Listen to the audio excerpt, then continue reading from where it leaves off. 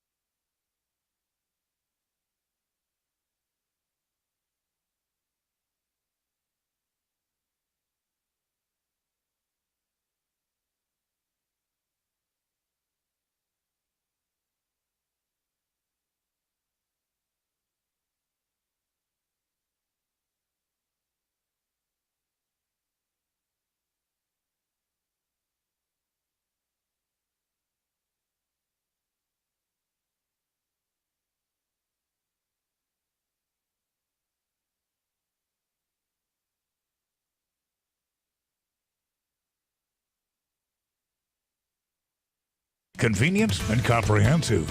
This is Fox 18 News at 7.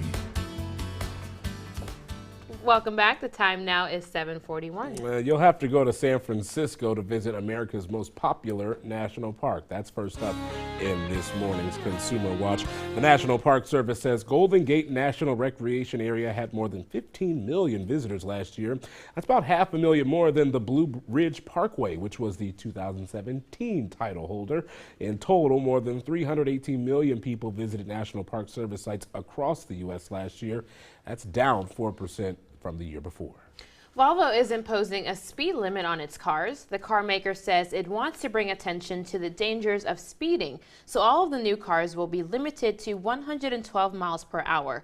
It's also considering technology that could put stricter speed limits on cars driving near schools and hospitals. Safety advocates say one of the quickest ways to reduce fatality rates on the road is to lower speeds. They say speeding is blamed for a quarter of crash deaths.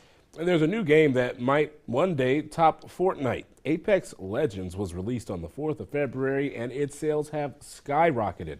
The video game has racked up 50 million players in just its first month. Created by the company Respawn, it is still not on the same level as Fortnite, which had more than 200 million players worldwide. Yeah, this is, I was wondering, because that's one of those games that you just kind of start hearing about. I've never played it, but I just heard about it. I didn't know if it was a part of Fortnite or not. I mean, I feel like I'm so out of that loop now, but definitely is gaining popularity, that's for sure. And with the younger kids, because like you said, I have no idea what it's about. Ash, have you played or done anything with this game? Youngster.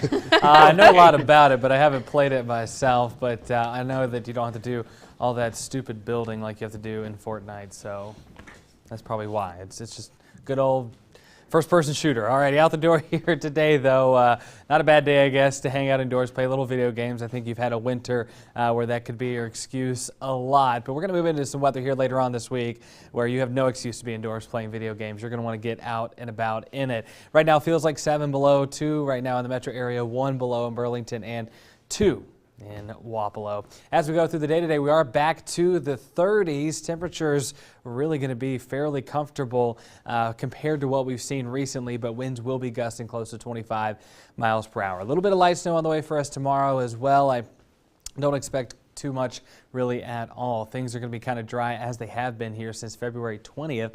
That was the last time that we had any snow at all. And then by this weekend, we should climb all the way up to the 40s. So things will get better here as we go through the rest of the week, including today. Then pretty much nothing but sunshine expected, at least into the early afternoon before clouds will build in. We've got winds out of the south as well today as high pressure makes its way to our south. That's going to be bringing up some of that warmer southern wind. Now, there's a nose of snow that's going to dig to our south here as we get through the night tonight. Then it's going to slowly make its way north and east. By tomorrow morning, areas south of I-80 could be seeing some light snow showers, and then everybody's going to be seeing it by the afternoon and evening. But again, not a ton expected, really just very light stuff kind of on and off through the evening into the overnight hours, accumulating maybe upwards of 1 inch or 2 at most. The GFS ensemble model saying right around 2 inches.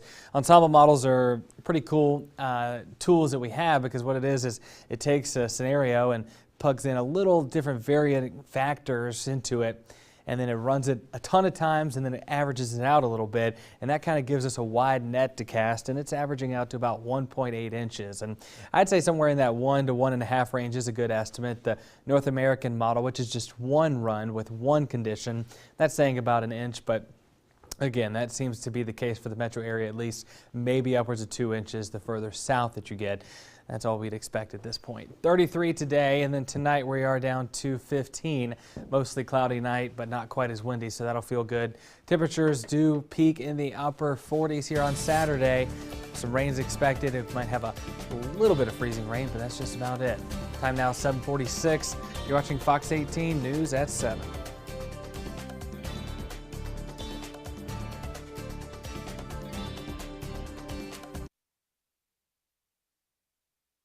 Time for the North Scott Lancers, of course, the Lady Lancers.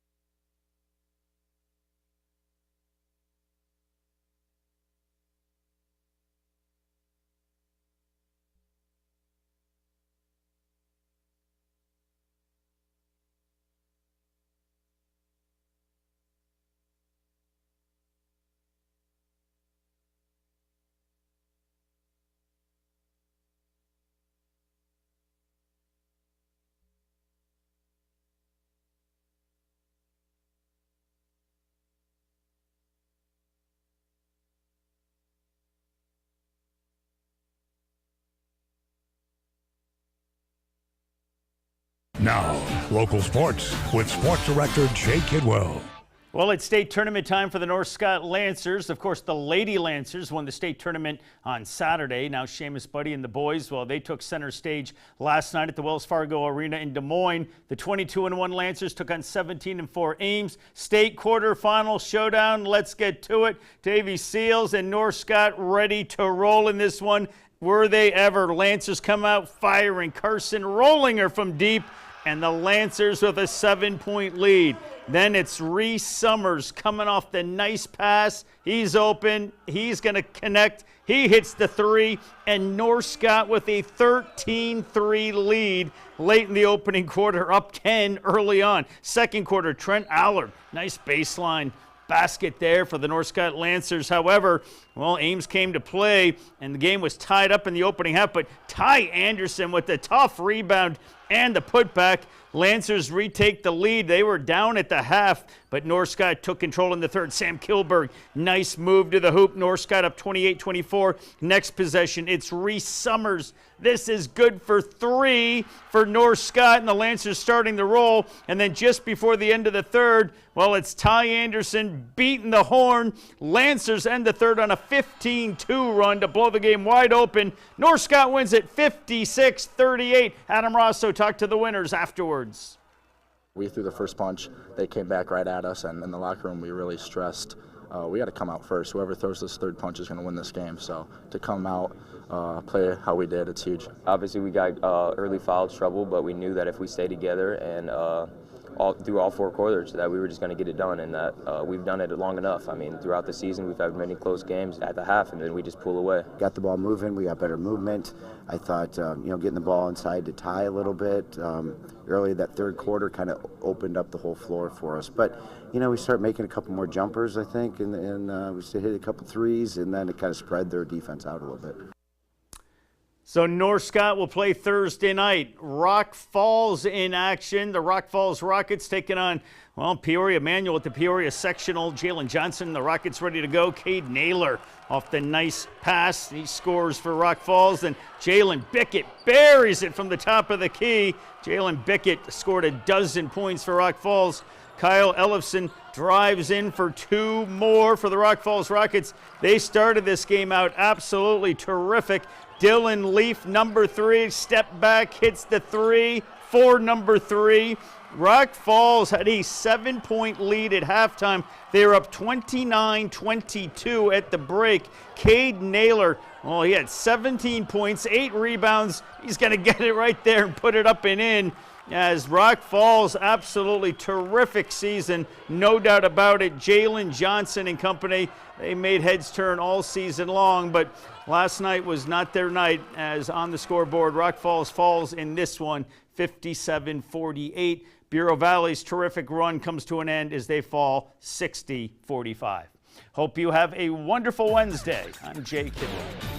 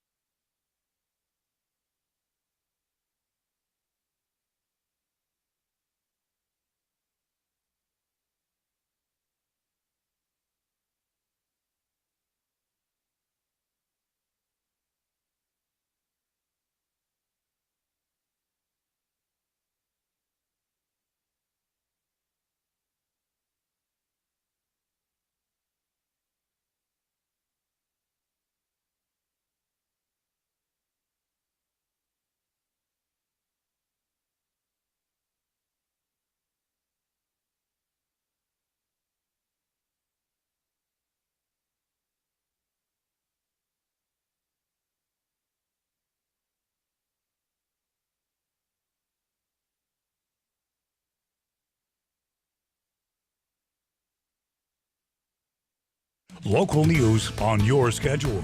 You're watching Fox 18 News at 7. 7:54 now on this chilly Wednesday. It is, yeah. Chilly Wednesday. Chilly Wednesday. Chilly bang bang. Here today, back up to the 30s. A lot of sunshine outside. We do hit 40 on Friday, 48 on Saturday. And then, as always, it's just going to plummet into the upper 30s. Sunday, Monday is going to be terrible. Back up to the mid and upper 40s next week. I mean, this forecast, not bad at all. Not at all. No, No we'll complaints take it. for once in a long time. I know. Thank goodness. Right. Out time. Thanks for joining us for Fox 18 News at 7. We'll be right back.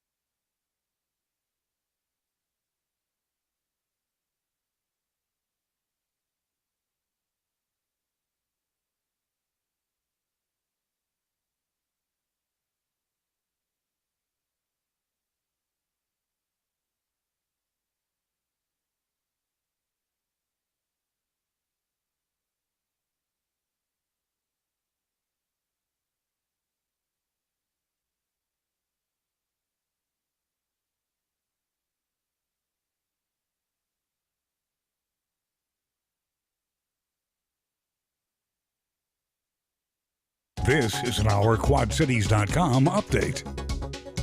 Good morning. It is 7:56. Thanks for watching. I'm Redrick Terry with your OurQuadCities.com update. One man has been arrested after crashing a car into a building. That happened just before 3 this morning at the intersection of Harrison and 16th Street in Davenport. The car jumped a snowbank and slammed into the side of Rock's Anchor Grill. We were first on the scene as officers handcuffed the driver and placed him in the squad car. No word yet on that man arrested or what he's being charged with at this time. New rules proposed for seclusion rooms in Iowa would ban teachers from using them as punishment. The ACLU of Iowa says it should only be used as a last resort, and an educator there says there are concerns for teachers and administrators. The new proposed rules for the rooms would include the abolishment of freestanding cells, only allowing seclusion or restraint if there's a threat of serious physical injury or damage to property. It would also require school staff to get permission from an administrator and alert parents every 30 minutes. The Des Moines hearing saw a lot of support. One parent says he doesn't agree with seclusion, but does think a safe space should be required. I do appreciate that there is a need for separation. There is a need, I hate to say isolation, because I want them always to have someone around and not feel that they're being put into a solitary confinement.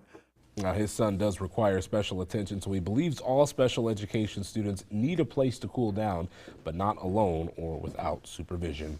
And that's a look at your local news. Now here's Ash with your local pinpoint forecast.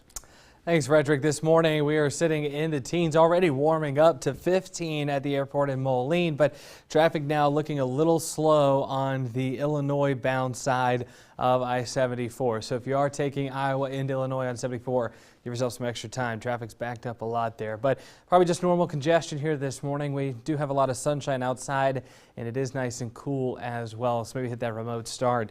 4 degrees in Moline, winds out of the west at 8 miles per hour. That wind always makes things feel a little rough, and the winds are stronger from last hour already. 12 miles per hour in Davenport, making it feel like it's 1 below. We're going to see those winds gusting near 25 miles per hour for a lot of the day today. So even though these temperatures that are in the mid and lower teens right now are expected to hit the mid and lower 30s, it's probably only going to feel like it's somewhere in the 20s and the upper teens throughout the day. But either way you look at it, we do hit the 30s, back above freezing for a little bit. Tonight we're down to the mid-teens, and tomorrow we have a little light snow that's on the way. All right, Ash, thank you. And thanks for watching. For all your news, weather, and sports, head to OurQuadCities.com. Good Wednesday morning.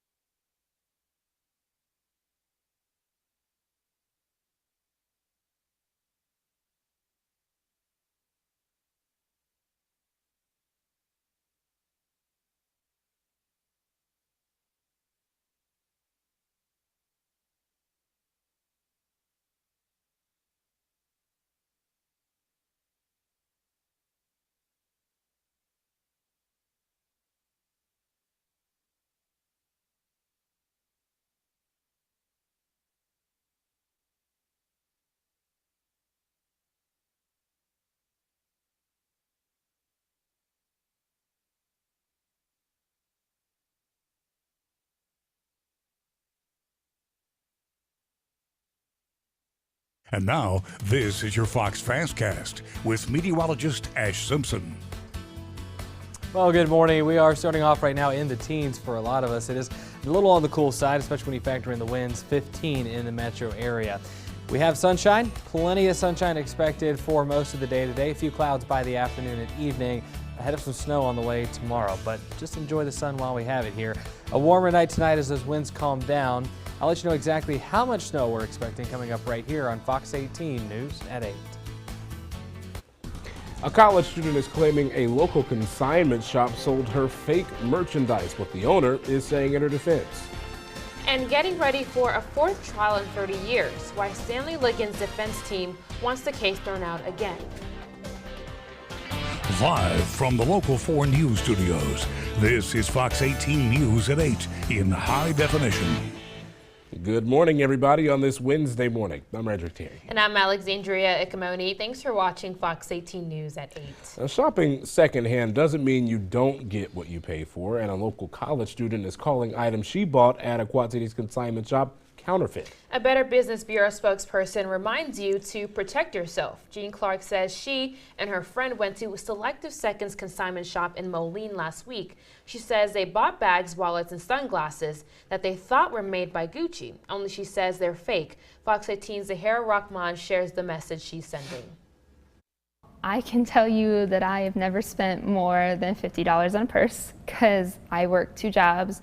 I am a full-time student. But last week, Jean Clark and her friend decided to treat themselves. 3 Gucci items and clothes. And she bought sunglasses and 2 Gucci bags. They thought they found a bargain at Selective Seconds and Moline. And they all say Gucci on them. They all have the tags, you know, exactly how Gucci would look if it was on a real bag. We found Clark's glasses on Gucci's website, but they're missing an S in the model number. We didn't, verify that they were Gucci before we bought them, which looking back on it, we should have. The store owner didn't want to go on camera, but told us they were Gucci-inspired bags and that she offered Clark the real version too. Why would you even ask me if I'm interested now? I'm just telling you I want my money back. You should have told me in the first place that they were fake and that there are real ones, but those are not it. It's he said, she said. She can't prove that the store told her that, and the store, they could just say, I tell people to buy as is. We went to an expert who says there are ways to protect your purchases. If you buy a Michael Kors purse there, for example, and you ask them, is this a real Michael Kors purse? And they say, yes, it is.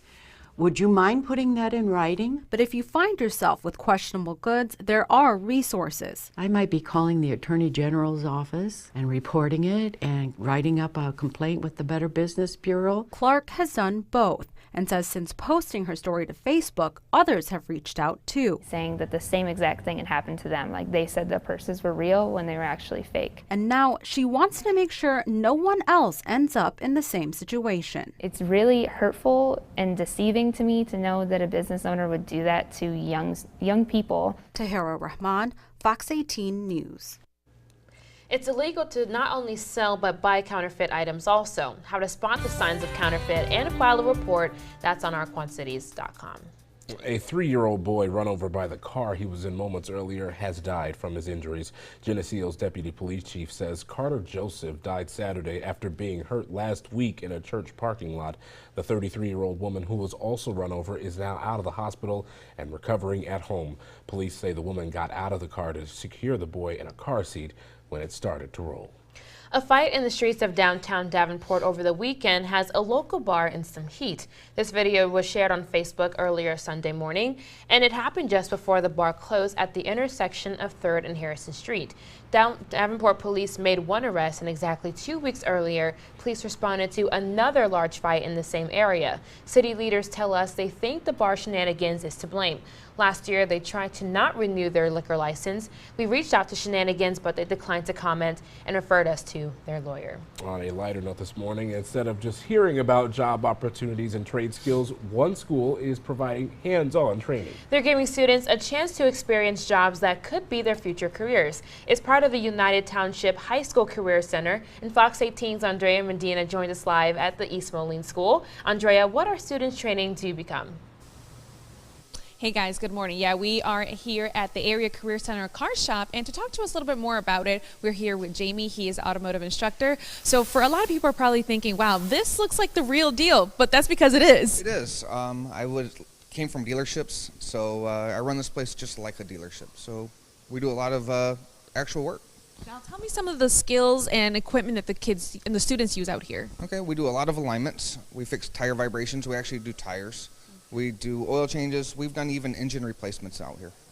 So all at 15, 16, 17 years old, these kids are getting their hands dirty and getting on the ground and getting those oil changes and all that stuff. Absolutely. And if you ever need any repairs, then try to look us up. But you are going to have some students repairing your vehicles. And I think, what do you think is the most important thing about that? Just that the students are getting that hands-on experience, especially dealing with cars. I know something we kind of talked about before is the fact that you don't really see that often as before, where grandparents and parents are teaching their kids how to repair a car or how to change the oil or rotate their tires. Correct. And a lot of dealerships are actually struggling to find technicians today.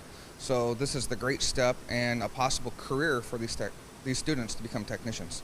Now, of course, for someone who's watching this back at home and you're saying, well, maybe my son or daughter would benefit from this. What would you say is kind of the things that you've been able to see that the students are able to gain from all of this hands-on experience? A lot of confidence. So even if they didn't have any confidence, I've had students come in that didn't know what a screwdriver was, and now they're working for the military on the motor pool, or they get hired straight from dealerships. So yeah, confidence is the big one. Absolutely. Now, as far as the students, what else will they be able to gain from all of this? One more time, just getting their hands dirty and just getting that experience. That one's a tough one. So I mean, just a career is what my whole job is, or my goal is to get students a career in this industry. So it's needed. Well, thank you so much. We really appreciate that. Of course, as Jamie mentioned, the students will be able to, not only will they be able to get that hands-on experience here, but at the end of the day, once they graduate, even on that day, they might be able to get that job working at an auto shop. And of course, who doesn't want a job right after school, right? So of course, there's different options, whether a student's going to be going to college or just deciding on doing a trade skill like this. Then, the options are out there for the students, and this Area Career Center is there for them to kind of discover what is the right path for them. Of course, we're going to have all that information on how students can get involved in this on our website, ourquadcities.com. Frederick, Alexandria, back to you guys. All right, Andrea, thank you. Yeah, very important to just be presenting those options to students early so they know what's out there for them. Absolutely, so they can pick and figure out what they want to do and prepare and plan for it later down the line. And honestly, some of those jobs are really important that people don't talk about, so that's necessary to be a part of. Definitely.